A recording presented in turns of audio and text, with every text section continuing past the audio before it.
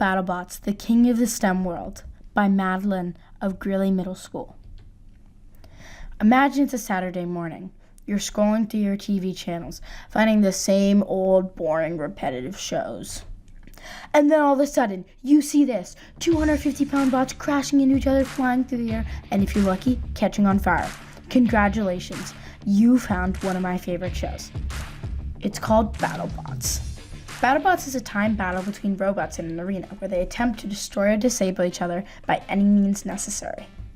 If there is no winner at the end, the winner is determined by the judges' vote. This is what the BattleBots arena looks like. It's a giant plexiglass dome with a red and a blue side where each bot begins the battle. But this show is more than just exciting to watch.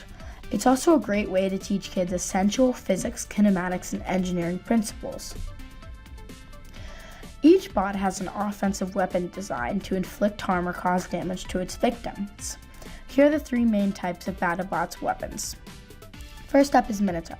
Minotaur is a spinner. The spinner's purpose is to cut through its opponents, and if it's vertically, it may also throw its opponents in the air. Next is Bronco. Bronco is an example of a flipper. A flipper robot's purpose is to throw its opponent into the air, causing damage when it lands or hits something in the arena.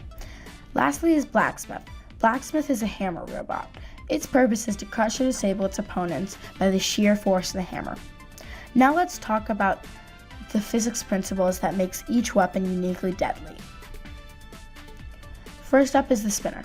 A spinner is a popular weapon on BattleBots because it is extremely powerful and destructive. As the name implies, the spinner rotates on an axis. It's also a good example of something called angular momentum. But in order to understand what angular momentum is, let me ask you this. Have you ever ridden an amusement park ride that looks like this? If you have, you felt the angular momentum of the ride while you were spinning in circles. But what is angular momentum? Well, first let's define momentum. Momentum is the property of a moving object.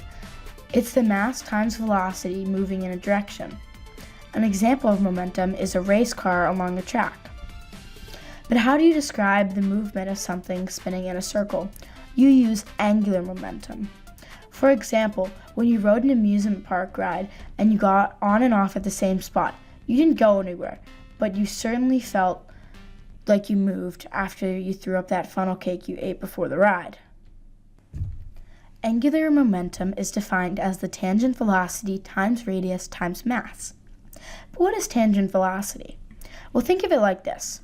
If you were spinning on a carnival ride and you puked, your puke would not go in a circle with you. It would go straight out in a line at the right angle of the radius of the circle. The velocity and direction of this puke is called tangent velocity. Now that we've talked about angular momentum, let's talk about Tombstone's weapon and what makes it so destructive. It has a large radius from the axis it spins around, contributing to its momentum. It also has a large mass using a special steel called 4140. It is also very durable, so it does not break when it hits other BattleBots. Now let's talk about flippers. These are two of the most deadly flippers in BattleBots, Bronco and Big Dill. A flipper is a type of BattleBot weapon that gets under its opponent and flips them up into the air, causing damage when they land or hit something in the arena. But how do they work, and what are the physics behind it? It uses a branch of physics called pneumatics. Pneumatics is the science of studying compressed air and how it's used in machines. Pneumatics is in everyday devices all around us. Some examples are the engine in your car, bicycle pumps, a mountain bike shocks, and even water guns. But how does this relate to flippers? Well, let's see. If you look closely at the engineering design of Bronco's flipper weapon, you will see something called a piston. So how does Bronco use pneumatics and this piston to power its flipper? A piston is a cylindrical component that moves back and forth inside a cylinder, transferring force from expanding gas. The pressure of a gas is measured in something called pounds per square inch, or PSI. It describes how much weight is on something the size of a postage stamp. In Bronco, the air tank injects air into the cylinder, reaching a PSI of 1,800 pounds per square inch. As the air molecules get crowded, the pressure builds up behind the piston and pushes it, forcing up its flipper and tossing its victims underneath it. The last offensive weapon we will talk about is the hammer. What is the hammer?